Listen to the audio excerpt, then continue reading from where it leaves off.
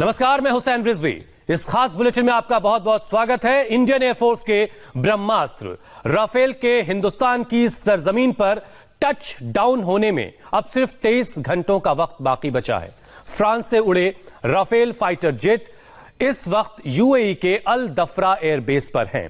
आज रात ये फाइटर प्लेन अल दफरा एयरबेस से उड़ान भरेंगे और कल सुबह करीब 9 बजे अंबाला एयरबेस पर उतरेंगे। 5 राफेल फाइटर जेट, जिसे 7 भारतीय पायलट वहां से लेकर के हिंदुस्तान आ रहे हैं। अंबाला में राफेल के ग्रैंड वेलकम की तैयारियां हैं और तकरीबन मुकम्मल भी हो चुकी हैं।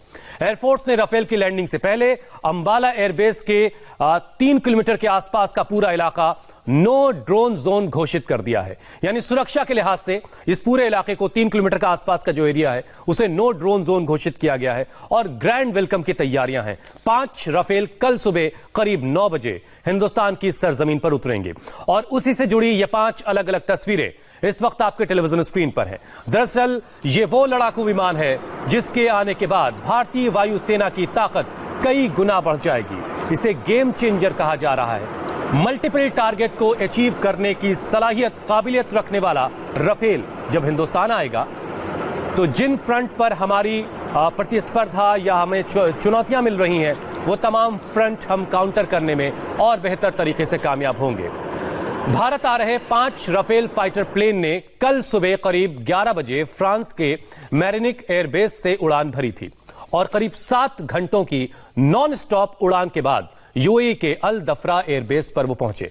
आज राफेल फाइटर अल दफरा बेस से पर ही रहेंगे और कल सुबह अंबाला एयरबेस पर लैंड करेंगे। फ्रांस से अंबाला तक का राफेल का करीब 7000 किलोमीटर का यह सफर रहा है।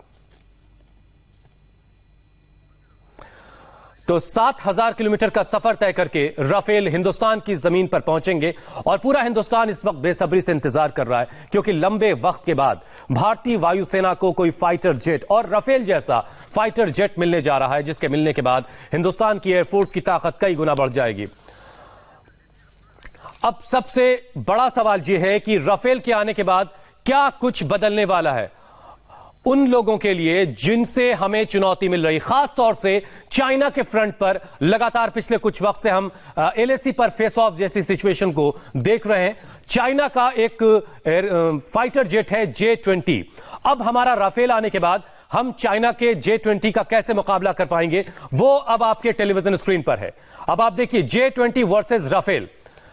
फाइटर टाइप हमने आपको J-20 का बताया, स्टील्थ फाइटर है और फाइटर टाइप हमारा जो राफेल है वो ओमनी रोल फाइटर है। अब हम एक कंपैरिजन दिखा रहे हैं कि J-20 और राफेल में क्या क्या अब काम की बात करते हैं। J-20 निगरानी का काम करता है और राफेल निगरानी के साथ साथ अटैक करने में भी माहिर है, जिसका रडार सिस्टम बहुत ही जबरदस्त है। एक साथ मल्टीपल टारगेट को अचीव कर सकता है, मल्टीपल टारगेट को ध्वस्त कर सकता है एक ही वक्त में। J-20 चाइना का सबसे एडवांस फाइटर जेट कहा जाता है, जो खासतौर से निगरानी के काम में इस्तेमाल इस वक्त किया जा रहा है।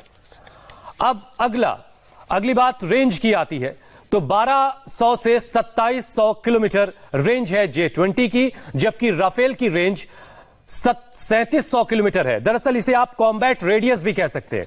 कॉम्बैट रेडियस मतलब यह कि राफेल ने अगर अंबाला एयरबेस से उड़ान भरी तो वो 3700 किलोमीटर के एरिया में उड़ान भर करके वापस अपने एयरबेस तक लौट सकता है, जबकि J-20 की जो ताकत है वो 1200 से 2700 किलोमीटर तक ही जाती है। यानी यहां भी राफेल जो है J-20 के मुकाबले भारी पड़ रहा है। और अगली बात, लंबाई 20.3 मीटर से लेकर के 20.3 से 20.5 मीटर लंबाई है J-20 की, जबकि राफेल की लंबाई 15.3 मीटर है। यानी कॉम्पैक्ट डिजाइन है राफेल का।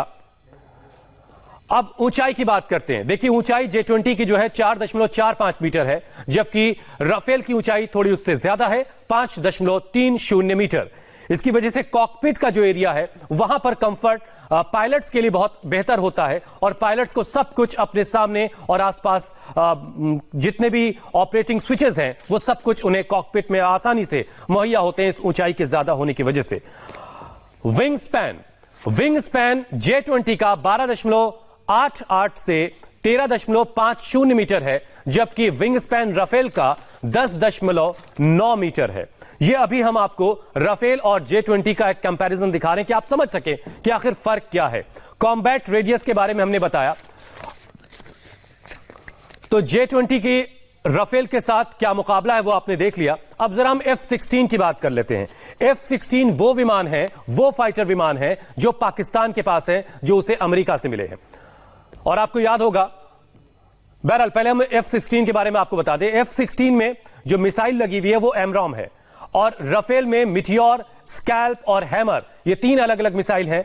मिटियोर हवा से हवा में मार करती है, स्कैल्प हवा से जमीन में मार कर सकती है, और हैमर जो है वो बहुत ही कम दूरी की मारक क्षमता रखती है, लेकिन बहुत ही जो जिस तरह के टेरेन हमने लेह के और लद्दाख के इलाके में देखे हैं वहां पर बहुत कामयाब है।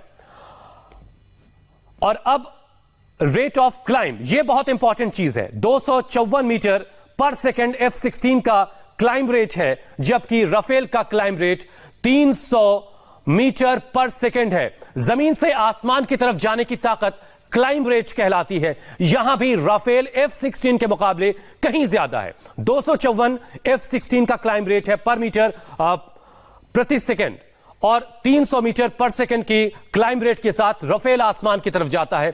यह एक बड़ी ताकत है राफेल की।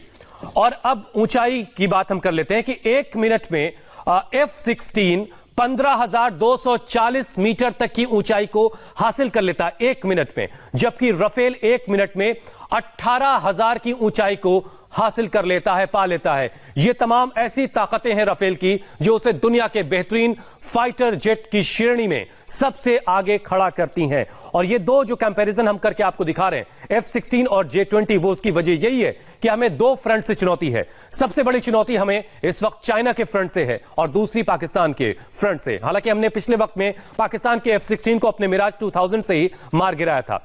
अब रडार सिस्टम की जरा बात कर लेते हैं।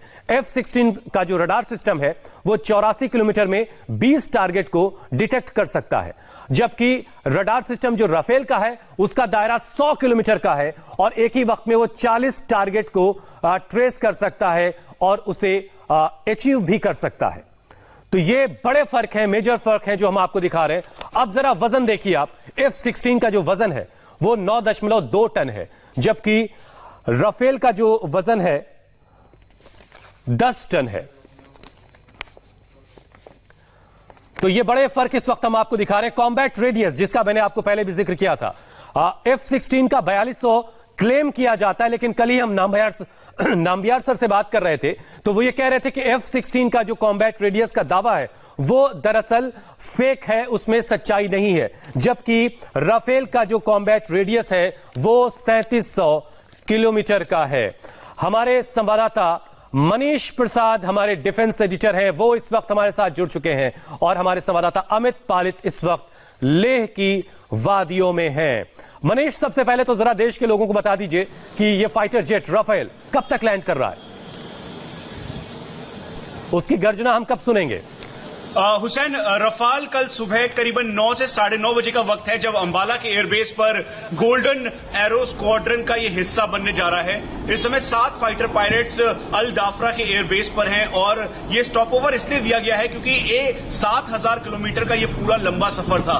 इसीलिए फ्रांस एयरफोर्स का MRTT मल्टी रोल जो ट्रांसपोर्ट बेसिकली टैंकर है वो उसके साथ आया, और वो टैंकर इस समय दिल्ली में लैंड कर चुका है, जो अपने साथ कोविड-19 के इक्विपमेंट्स और मेडिसिन लेकर आया था। इसके साथ साथ अल दफरा पे भारतीय वायुसेना के 7 फाइटर पायलट्स, उसके अलावा भारतीय वायुसेना का आज IL-78 वहां पर जाएगा, और फिर उसके बाद अल दफरा से सुबह करीबन 9 से 9:30 बजे का वक्त होगा जब अंबाला के एयरबेस पर गोल्डन एरो स्क्वाड्रन, जिसका एक ऐतिहासिक महत्व रहा है, 1951 से लेकर कारगिल का युद्ध हो, उसके बाद 2016 में इस स्क्वाड्रन को डिसबैंड किया गया और फिर 2019 में एक बार फिर से रफाल की स्क्वाड्रन के तौर पर इसको इवॉल्व किया गया। एक और बात जो तस्वीरों में आपको दिखाई दे रहा है और जो हमारे सोर्सेज हैं वो भी बता रहे हैं कि जो करीबन 1 से 1.5 महीने का वक्त लगेगा जब इसमें वेपन इंटीग्रेट कर दिया जाएगा।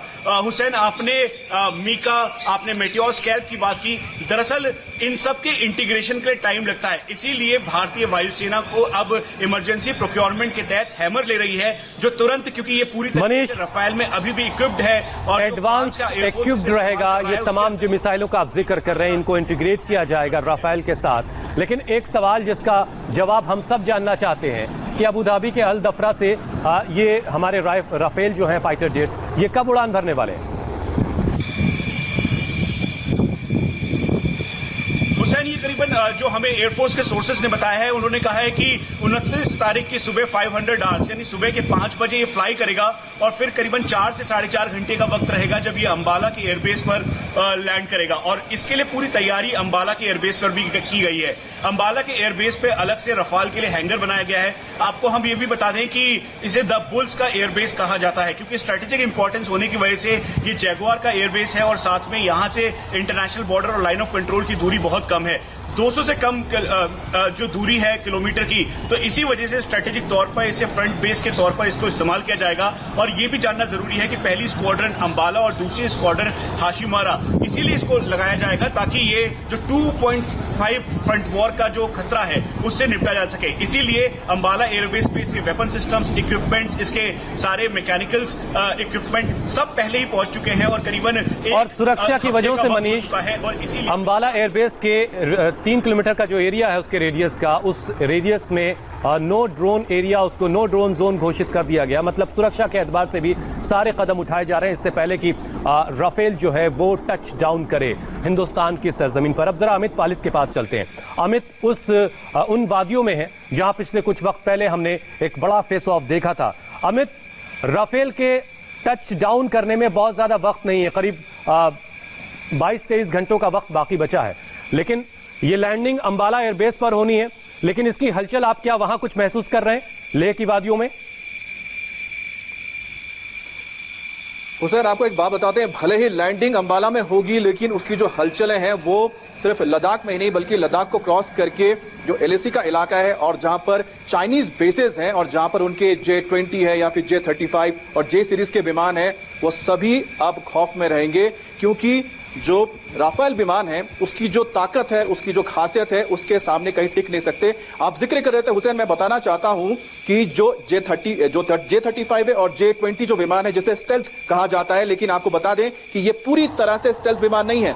J-20 में जो इंजन लगा हुआ है वो वही इंजन है जो उनके दूसरे विमानों में लगा हुआ है, और वो भी जो वो इंजन है जो कि रशियन मूल के आप कह सकते हैं जिसे कॉपी किया है। उसका जो आफ्टर बर्न है, वो जो हीट सिग्नेचर छोड़ता है उसे कोई भी रडार पकड़ सकता है, चाहे वो J-35 हो। तो इसलिए उनके जो स्टेल्थ विमान है वो राफेल के सामने फीके पड़ेंगे, क्योंकि राफेल में जो रडार और इक्विपमेंट्स लगे हुए हैं वो इस तरह के हीट सिग्नेचर्स हो या तमाम चीजों को वो भांप सकते हैं। तो आप समझ सकते हैं कि राफेल का अंबाला में उतरना यहां पर LAC पर चीन के लिए कितना खौफ पैदा कर देगा, क्योंकि चीन जो दावे कर रहा था कि अपने स्टेल्थ विमानों को लेके, अब उसके स्टेल्थ विमान राफेल के सामने पूरी तरह से फीके पड़ेंगे, क्योंकि उनका जो दावा है कि उनके जो विमान स्टेल्थ है वो कहीं से भी स्टेल्थ नहीं है। चलिए इंतजार करते हैं अमित, इंतजार करते हैं इस विमान के हिंदुस्तान की सरजमीन पर लैंड करने के बाद जो अलग अलग फ्रंट्स पर जहां पर हमारे लिए चुनौतियां हैं वहां पर हालात कितनी तेजी से बदल जाते हैं। बहुत बहुत शुक्रिया अमित हमारे साथ जुड़ने के लिए, और मनीष आपका भी बहुत बहुत शुक्रिया। आप नजर बना के रखें कैसे कैसे मूवमेंट हो रहा है और कब तक वो प्लेन यहां पहुंचेंगे, हम आपसे अपडेट लेते रहेंगे। बहुत बहुत शुक्रिया। राफेल के आने की खबर से ही पाकिस्तान में हड़कंप मचा है, जो हिंदुओं और सिखों के लिए जहन्नुम बनता जा रहा है। बड़ी खबर लाहौर से है, जहां सिखों पर अत्याचार हुआ है। सिखों के ऐतिहासिक भाई तरू सिंह जी गुरुद्वारे को मस्जिद बनाने की कोशिश की गई है। मस्जिद पर सुहेल बट नाम के एक मौलवी ने कब्जा भी कर लिया है, जिसके खिलाफ सिख समुदाय ने पुलिस में शिकायत की है। सिखों पर हो रहे जुल्मों के विरोध में भारत में भी आवाज उठने लगी है। खुद भारतीय विदेश मंत्रालय ने पाकिस्तान उच्चायोग के सामने इस मामले को उठाया है। आपको बता दें कि यह कोई पहला मौका नहीं है जब पाकिस्तान से इस तरह की तस्वीरें आई हों, लेकिन हैरानी यह है कि अल्पसंख्यकों को लेकर बड़े बड़े दावे करने वाले पाकिस्तान का सच क्या है ये दुनिया देख रही है, और शायद उस पर जिस तरीके से उसे रिएक्ट करना चाहिए वैसे रिएक्ट नहीं कर रही। सबसे पहले आपको उस मौलवी सुहेल बट की बातें सुनवाते हैं, जिसने सिखों के ऐतिहासिक भाई तरु सिंह जी गुरुद्वारे पर कब्जा कर लिया है।